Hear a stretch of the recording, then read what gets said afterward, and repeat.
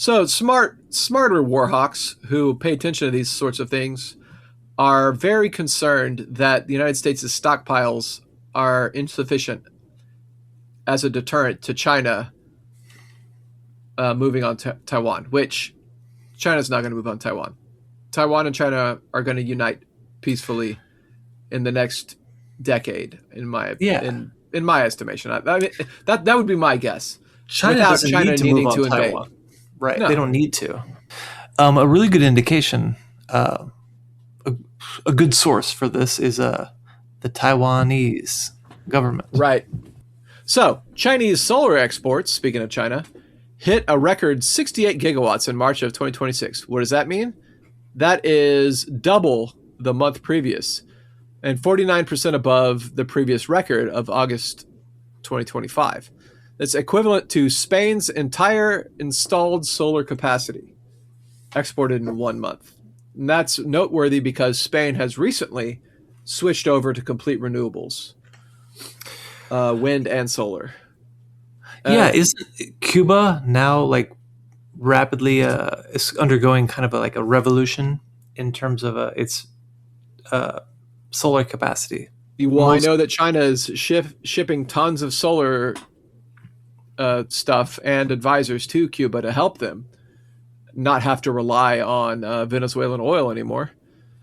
So this is what drove the surge is the Strait of Hormuz being closed. So in Africa, solar imports have gone up from China have gone up 176%, which is an all-time record. And in around the rest of Asia, it's gone up 100%, which is an all-time record. Together, Africa and Asia accounted for 3/4 of the global increase of solar power, which is good because if Africa and Asia are going to industrialize and consume power at the level of the first world or, the global north, they're going to need to find ways to do it that will speed up the decline or the death of the planet. And this looks to be one of the ways that they could perhaps slow that down a little bit. India went up 141%, Malaysia 384%, Laos 108, Nigeria 519, Kenya 207, Ethiopia 391. Other record-setting markets include Japan, Australia, the EU, and in the Middle East, imports fell because of the Strait of Hormuz. So poor Middle East is getting screwed pretty hard here. They can't export anything or import anything. The rest of the world is like, oh, well, I guess we're going to have to start switching to solar power. And so this crisis is simultaneously making the thing that keeps the Middle East alive, or it's not making it obsolete, obviously. That would be jumping the gun, but it's helping to make it obsolete. Yeah. Because once or at least cutting into their market share a little bit. Yeah. Because once this is over and the straits are open again and they can export oil, it's going to be much less needed, less desired. And then, of course, they're going to have to import a lot to repair, to rebuild anything. But at least they could always just switch over to data centers. Okay, let's see. Also, there have been massive increases in the export of batteries and electronic vehicles. Solar growth displaced enough gas-fired electricity to equal all liquid natural gas exports through the Strait of Hormuz last year. In the first few months of 2025, the first 5 months. And the global electronic vehicle fleet in 2025 has displaced 1.8 million barrels a day of oil, which is about 13% of U.S. crude production. And of course, that's not all necessarily a good thing because environmental, what's the word I'm looking for? The environmental cost of creating solar panels and batteries is pretty high, especially batteries. Right, and that's before you have to worry about discarding them. Mm-hmm. At some point, it becomes refuse, and it's not like it just breaks down. It's just they're not compostable. So, U.S. intelligence agencies have privately informed decision makers in the United States that Iran has regained control of about 90% of its underground missile facilities across the country and has repaired most, if not all, of the missile launching sites along the Strait of Hormuz. The New York Times reported this recently. This is as reported by the New York Times, but I'm getting this from Middle East Monitor. They just gave a summary of it, and I'm reading from that summary. Tehran has preserved a large part of its missile arsenal, developing a strategic challenge for Washington amid what officials describe as a severe shortage of key munitions. Anyway, so Iran has reported that they are up to 120% capacity. They have continued to produce missiles and now have more than before they were attacked by the United States and Israel.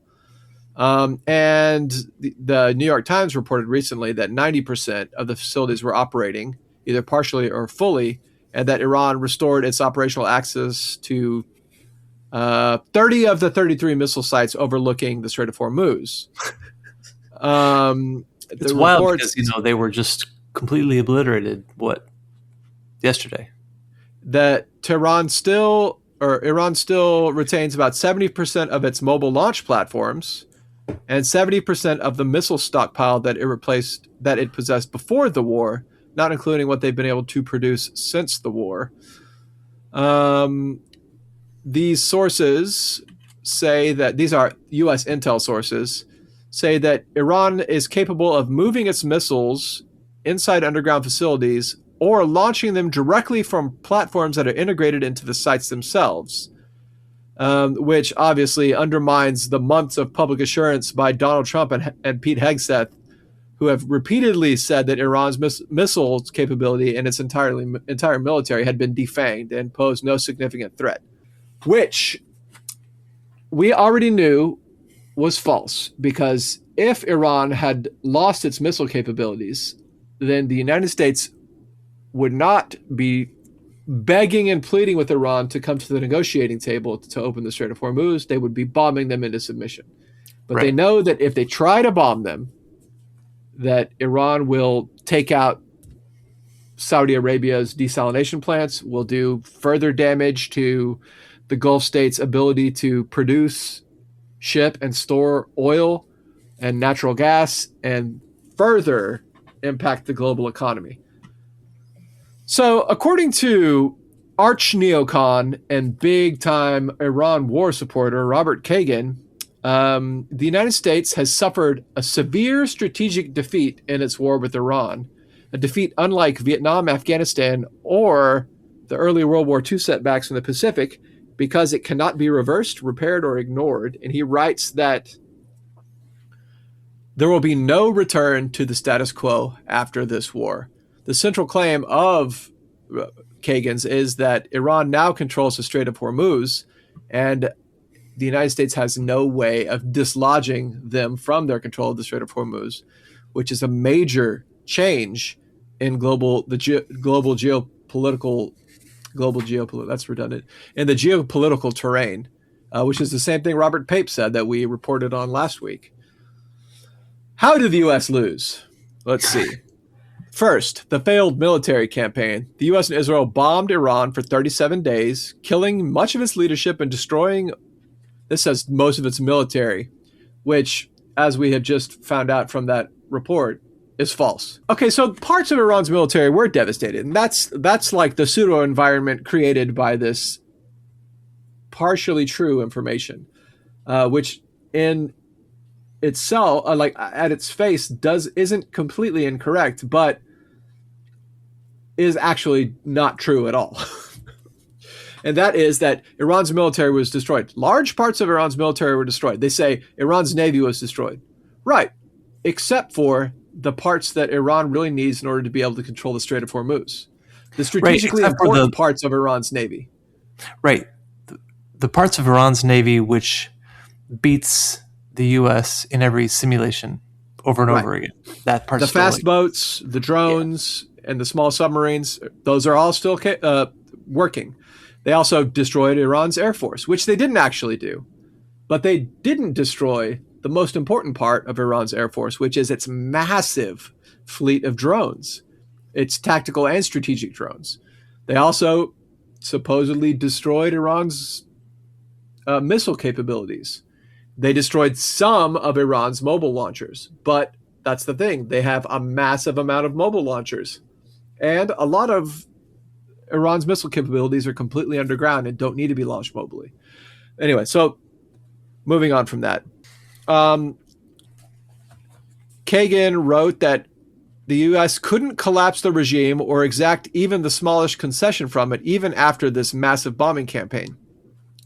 So the turning point came when Israel bombed Iran's South Pars gas field, trying to threaten their lifeline, and Iran retaliated by destroying Qatar's Ras Laffan, which is the world's largest liquid natural gas facility, which caused permanent long-term damage and forced Trump to halt strikes and accept a ceasefire without any Iranian concessions.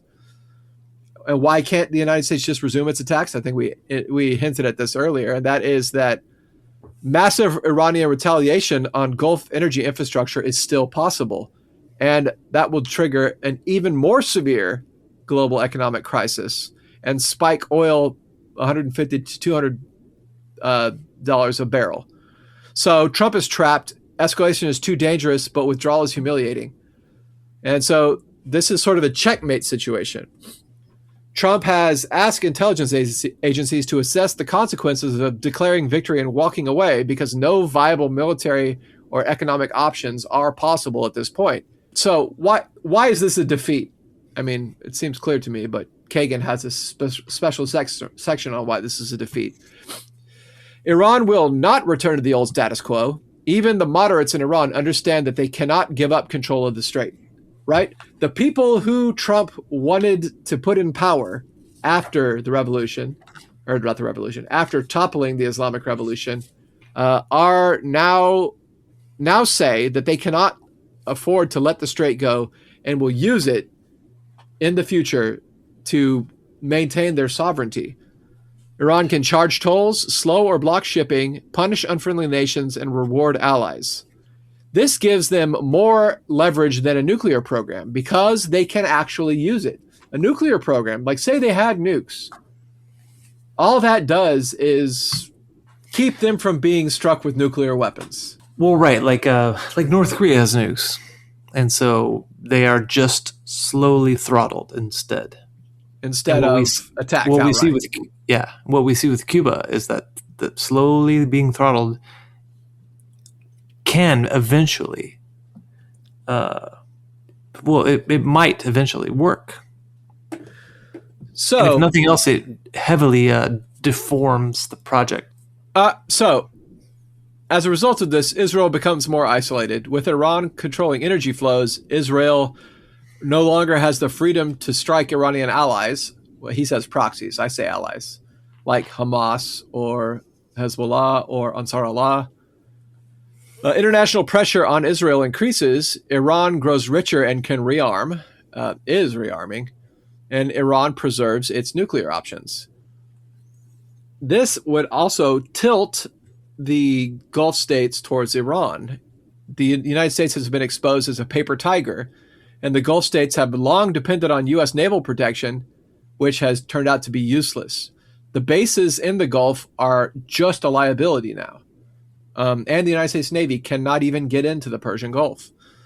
So Gulf economies were built under the umbrella of American hegemony, and now that hegemony has been shattered, and the Gulf states will have to make nice with Iran in order to continue existing. Europe and Asia will be forced to adjust. The United States cannot open the strait, so countries dependent on Gulf energy will have to negotiate with Iran. And no coalition can match U.S. naval power, and if U.S. naval power can't open the strait, then nobody else can open the strait. Then nobody else can at all, right. China can't even force open the strait. It can work with Iran to make sure that select vessels get through. Like right now, I saw something recently that 30-something vessels have been able to get through the strait because Iran had allowed them, and they're either operating under Chinese flags or carrying oil for China. And the United States hasn't tried to stop those because it cannot afford direct confrontation with China. So this means that with the United States no longer guaranteeing freedom of navigation, there will be a global naval arms race. Nations will have to build their own fleets, and global order becomes a very every nation for itself kind of situation. Predictability will collapse. This, to me, sounds like catastrophism. Like, I think that with Iran, the real problem here is that Iran gets to negotiate tolls and control the strait. I don't think that global freedom of navigation is going to collapse just because Iran controls the strait the way that Egypt controls the Suez Canal, the way that Panama and the United States controls the Panama Canal, you know. The war exposed U.S. military weakness. U.S. weapons stockpiles are dangerously low. Replenishment is too slow. And a short war with a second-rank power has strained the United States' capacity without accomplishing any of its goals. That raises doubts among U.S. allies about the reliability in future conflicts with China or Russia, which is unequivocally a good thing. Yeah. The larger meaning is that this helps create something that's already happening, a post-American world. The United States defeat in the Gulf is the first major casualty of a broader global shift, which I don't know, I think it's the second one. I think the United States and NATO have been defeated in Ukraine, right? Yeah, and that pretty decisively. But it's funny because I think that the willingness to admit that is just not there yet. Mm-mm. So this is, according to Kagan, a permanent strategic defeat. Iran controls the most important energy choke point in the world. U.S. deterrence capabilities are shattered. Allies must hedge or realign. China and Russia gain influence, and the global order moves towards fragmentation, or as it is referred to by everyone else in the world, multipolarity. And just to underscore that point, remember Project Freedom? It lasted about 24 hours. Yeah. The United States was going to force open the Strait of Hormuz by escorting ships through the Strait of Hormuz.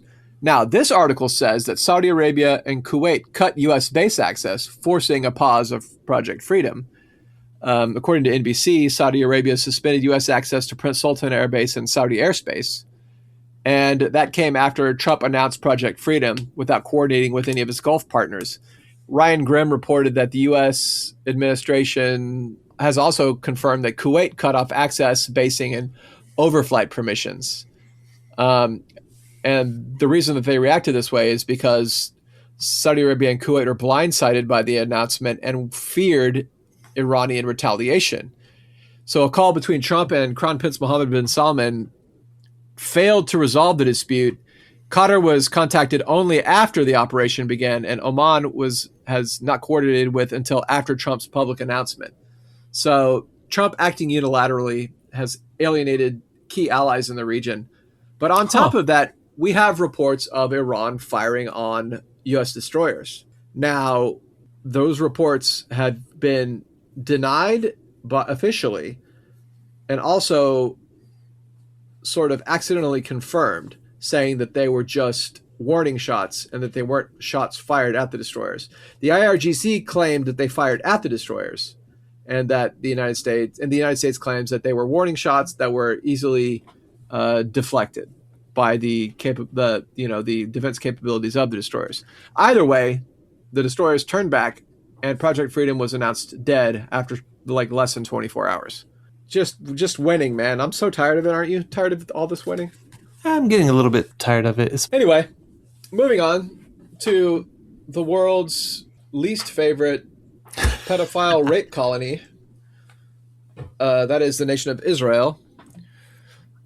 Survey findings on Israeli public opinion after October 7 show that 57% of Israelis believe that Israel has not won in any arena since October 7th.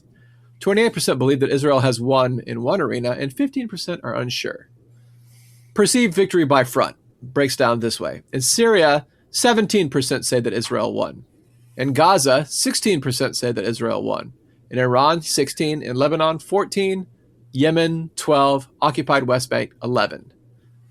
Um, 73% believe that Hamas or Hezbollah are still armed risks and could perhaps carry out another October 7th type attack.